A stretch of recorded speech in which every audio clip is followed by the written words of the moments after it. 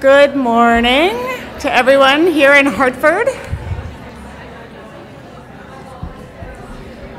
I would like to welcome all of you on behalf of my friends and colleagues at the Regional Education Laboratories Northeastern Islands, and I want to thank you for coming to join us on this drizzly day of learning and sharing about strategies to support English learners, which will likely help all learners, as we all know, and to give you a very brief introduction to what the Regional Education Laboratories is. And after that, I will pass the mic over to Maria-Paz Avery, who will orient you to the day and introduce our keynote speakers. We are one of 10 regional education laboratories that support educators in our states and territories. Our charter is to help people at all levels of the system, from the state education agencies, to classroom teachers, to parents, to schools, to school boards, to institutes of higher ed, build capacity to use evidence and data in making decisions about our students.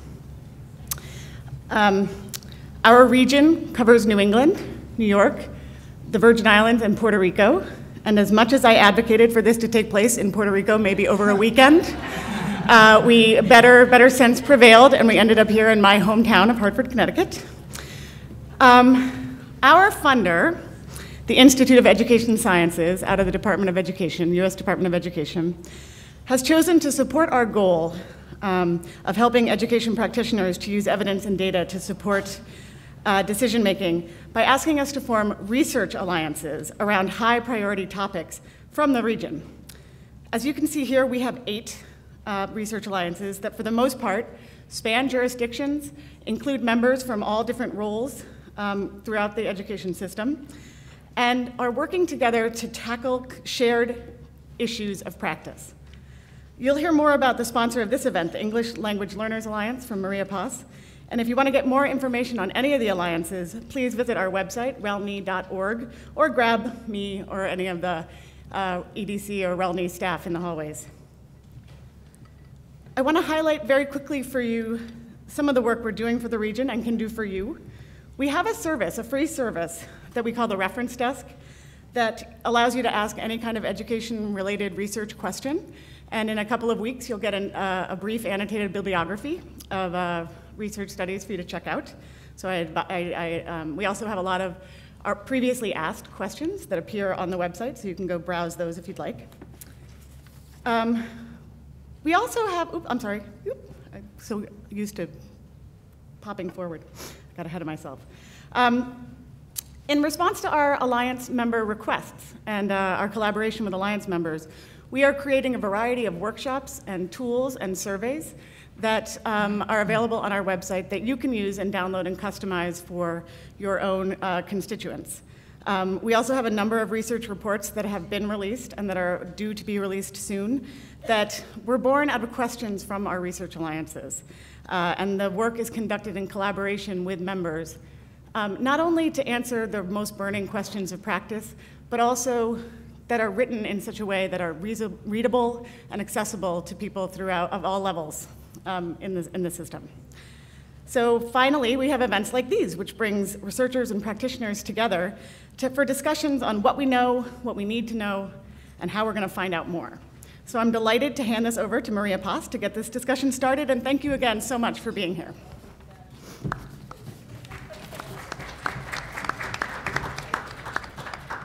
Thank you, Ravi. I know many of you know me, Maria-Paz Avery, also known as MP. Some of you will know me that way, and I see many of you from the CAPEL meetings, so welcome everyone. It's good to see you all here. Just a little bit about our English Language Learners Alliance. It started about 3 years ago, and our goal is really to work with our states, districts, and schools on how to use data to better understand the diversity of your ELL populations and to explore the programs and services that best meet the needs of our English language learners.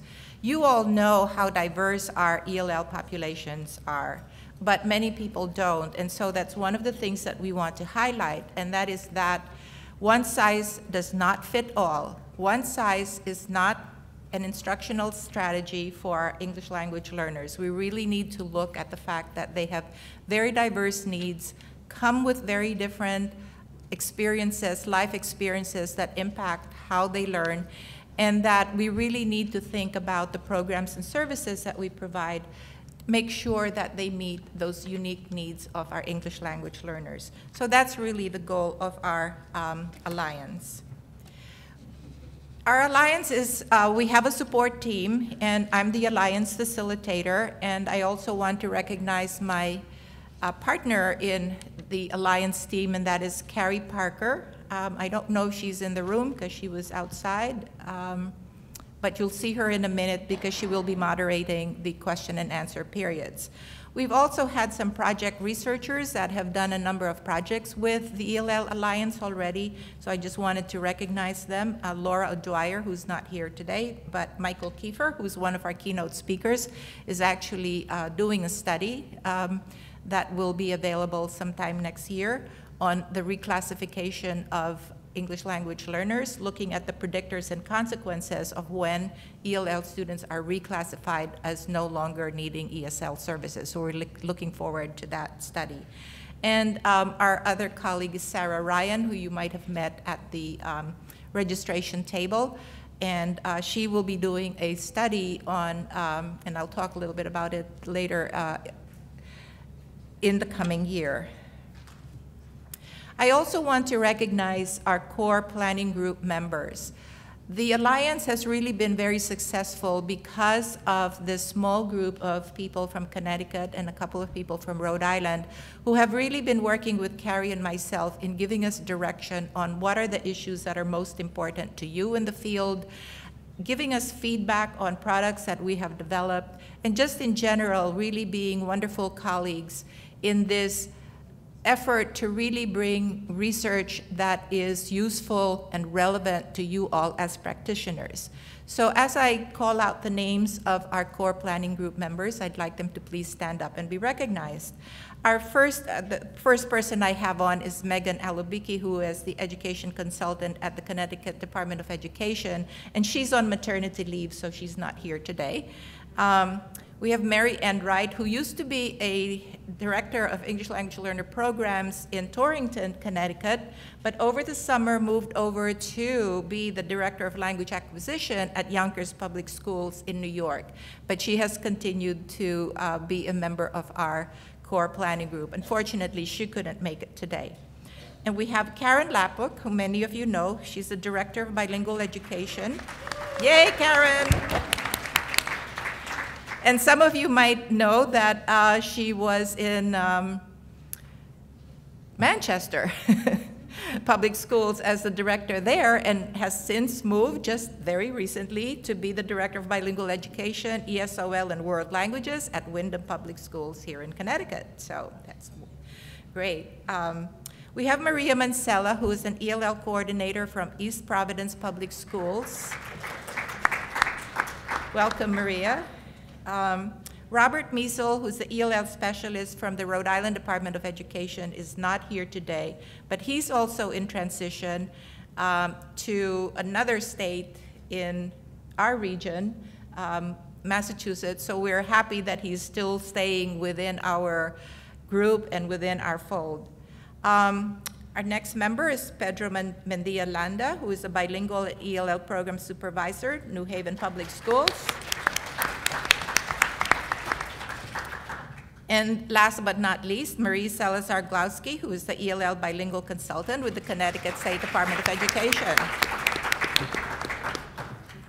So now you know a little bit about who we are in the English Language Learners Alliance, and I'd just like to do a little activity now to find out, just in general, who you all are. So some of you might know this little activity that's called, That's Me? Yes? Okay. It's also a way of getting you to stand up and move around a little bit, because we know that physical movement is actually very good to get oxygen into the brain. And since you will be getting a lot of very important and useful information this morning, we want to activate your brain cells right away. So this is how it's going to work. I'm going to give a category or a name that says, I am so-and-so. And if that applies to you, please stand up and go, that's me, okay? And you can stand up as many times as you want, all right? So let's get started. Oh, the other thing I should say is that when I was going through the registration for today's event, I realized, or just noticed, how so many different titles you have here in Connecticut that might actually apply for this, to the same job that you're doing, but you have different titles. So bear with me here. I am an ESOL, ELL, ESL bilingual teacher.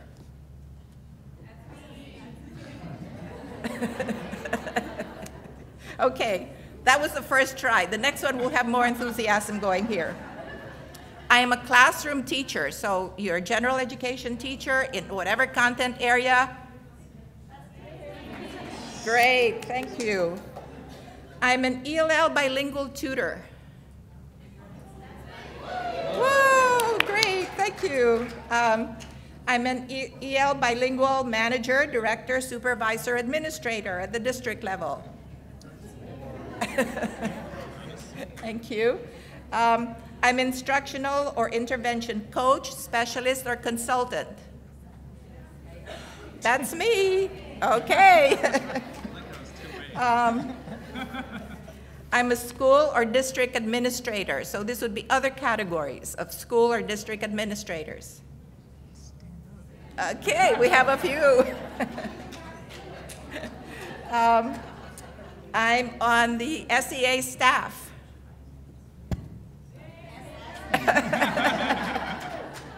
I'm a faculty at a university. That's me. Thank you. So you see that we have quite a range of people here, and we're very pleased that you have come in teams, because one of the things that's really important, and we worry about sessions like this that seem to be one-offs, you know, you come and then you go and nothing happens. And so one of the things that we really felt was important was for you to come as teams, so that you have a core group of people where you can begin to think about, so what have we learned today, and how can we bring it back to our school or to our district, and how can we make sure that this information gets shared with others at the school, so that there's a consistent approach that you can begin to think about at your school and district level. One of the things that we find is that there are many good practices in our schools, but they tend to be isolated. And the power of many of these instructional practices, especially for the kids, is that there is consistency across the school, and that the kids understand what the strategies are, how to use them, and how to make best use in terms of their learning. So we really hope, and we will have some time at the end of the day for you to think about what might be the next steps in terms of bringing what we have learned home to our district or to our school. Just a couple of things about recent publications that we have had. We have a study that's called The Correlates of Academic Performance for English Language Learners in a New England District. That is available, and in your packets you actually have a newsletter that's an update of all the work that we have done with the English language learners and are also going to be doing. And there's the link there for you to look at this study that was just recently published. You may find it of particular interest because it's actually a district here in Connecticut. We also have a new survey tool, which is called the English Language Program Survey for School Principals. And that's the one that Sarah Ryan will be working on in the coming year. This is a survey to really try to get information on what principals know or don't know about the education of English language learners. It's come to the point where we really feel that all administrators need to have some understanding of the education for English language learners. So this tool will actually give us some of that information. It's going to be administered here in Connecticut this month, and probably already started in terms of the administration, through the Connecticut Association of Schools, who will be administering the survey to a cohort of principals who are both, some of them are new principals, this is their first year as principals, and then also with more experienced principals. Once that information is gathered, we will be doing the analysis and we will be sharing that information with our members, and our members are really the Capel, the directors at the Capel group, and they will then be able to share some of that information with you. So let me go over today's agenda. We have a very packed agenda, and I think you will find that there will be a lot of very useful information about instruction that is found to be most effective in working with English language learners. So we've had the welcome overview and introductions. This morning we will have the keynote presentations, which really are focusing on the practice guide that is the title of this conference, which is Teaching Academic Content and Literacy to English Learners in Elementary and Middle School. And we have two of the co-authors of that practice guide, Dr. Michael Kieffer, who's an associate professor in New York University, and Dr. C. Patrick Proctor, who's an associate professor at Boston College. One thing that excites me about both of our presenters this morning is that they bring, I think, a very special sensibility to their work as researchers, because both of them were former teachers. Michael taught at the middle school level, and Patrick at the elementary level. So I think one of the things that we've been working on in our research alliances through the REL is this really collaboration between researchers and practitioners, because you probably have all had the experience of reading research reports that you say, so how does this affect me? What does this say about my work? So what we're really trying to do is make that connection between the research and what you as practitioners need. And I really feel that both Michael and Patrick bring that sensibility because they've been in both worlds. They've been in the world of teaching in the classroom, and they're now in the world of research. So let me just say a little bit about both of them. As I said, this is going to be, and I'm going to introduce all of our speakers this morning. So Michael Kieffer, who will be our first presenter, is an associate professor of literacy education at the Steinhardt School of Culture, Education, and Human Development in New York University. He studies the language and literacy development of students from linguistically diverse backgrounds. And his research aim is really to conduct research that can inform instruction and policy to improve the reading outcomes of students in urban schools, especially adolescent English language learners. So we're very pleased to have him with us this morning. C. Patrick Proctor is also an associate professor, but he's at Boston College. His principal area of interest and focus is with English language learners and their language and literacy achievement. He is very interested in how language and literacy development are affected by classroom instruction and the various media through which that instruction is delivered. So Michael will be presenting two recommendations from this practice guide. We will have a question and answer period after that, and a little time for table talk so you can process what you have heard with your team that's here today. And then after we have a break, we will come back and we will hear from Patrick on the third and fourth recommendations that are in this practice guide. And we will then follow the same process of having a Q&A period with him and also table talk so you can process that information. In the afternoon, so we're going to have lunch between 12 and 1, and in the afternoon you will go directly to the breakout sessions, and you have in your name tags in the back tells you what breakout session you actually signed up for, because I know we all forget what we signed up for.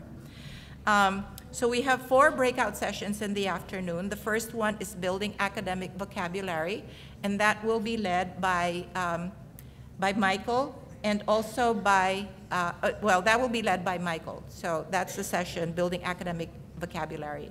The second breakout is building oral and written language skills, and that will be led by Patrick, and he will have with him Maria Brisk. Many of you have, I'm sure, heard about Maria. She's been in the field for quite a number of years and made tremendous contributions to the instruction of English language learners. She is currently a professor of education at the Teacher Education and Special Education in the Curriculum and Instruction Department at the Lynch School of Education, Boston College.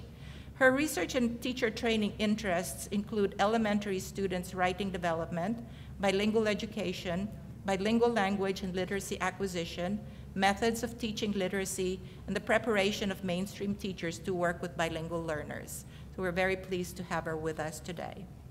The third breakout is language access and mathematics, and we have two colleagues from EDC who will be presenting that session. Mark Driscoll has directed a range of teacher enhancement, leadership, and materials development projects at Education Development Center. Recently, he has been co-principal investigator on fostering mathematics success of English language learners. It's an NSF-funded research project. Also, the project Mathematics Coaching Supporting English Learners, and the NSF-funded project implementing the mathematics practice standards and learning and teaching in geometry. He will be joined by another colleague, Johanna Nikula, who is a co-principal investigator for the IES-funded Mathematics Coaching Supporting English Learners project, which is developing and studying materials to support middle grades mathematics teachers of English learners with an emphasis on mathematical diagrams. For the past 15 years, she has been leading professional development for middle grades mathematics teachers and leaders from around the country, and has served as an instructional coach focused on mathematics and language for New York City math teachers of ELS. I know we often think about mathematics as the non-linguistic content area, but we've come to learn that language in the teaching of math is really very important. So I hope that those of you who go to that session will really focus on that importance of the academic language in mathematics instruction. Our last fourth breakout is the integrated tiered instructional strategies for literacy and English language development. And we have two staff from the Joseph Hurley School in Boston that is a dual language K-8 school, and I think you will have a lot to learn from their experiences. So our presenters there are Sarah Strike, who has worked for the Boston Public Schools for the last 14 years. Before becoming a teacher at the Joseph J. Hurley K-8 dual language school, Sarah taught grades 2 and 4, and she now works closely with teachers to support best practices in this dual language model and provide ongoing professional development in all content areas. She directs the implementation of all school-wide curricula, analyzes student data to decide on next steps, and oversees the language assessment team to ensure the needs of English language learners are being met. She will be joined by her colleague, Elizabeth McDonald, who has worked in the Boston Public Schools for 19 years, many of them as a 2nd and 4th grade classroom teacher. Liz has worked as a district literacy coach supporting close to 30 elementary and K-8 schools in Boston and as a school-based coach, so we're very happy to have them with us too. So that will be the afternoon. After that session, we will ask you all to come back to this room where we will have some time to think about, as I said, the next steps you want to think about in terms of how you're going to bring this information back home, and we'll do a little wrap-up at that time. So our goals for today's event are the following. We hope that you will gain a very deep understanding of the 4 recommendations that are presented in this IES practice guide and how they can be implemented in the classroom. We hope that it will also today will give you a chance to reflect on the policy and practice implications of these recommendations and the relevant research that is behind it. We hope that we will have time to discuss the implications of these recommendations for professional development of all educators with responsibility for educating English learners. So again, that idea that you want to bring this back to your schools and your district and have time to consider next steps. So without any further ado, I'm going to turn this over now to Michael, who will be presenting on the first 2 recommendations and tell you a little bit more also about the practice guides.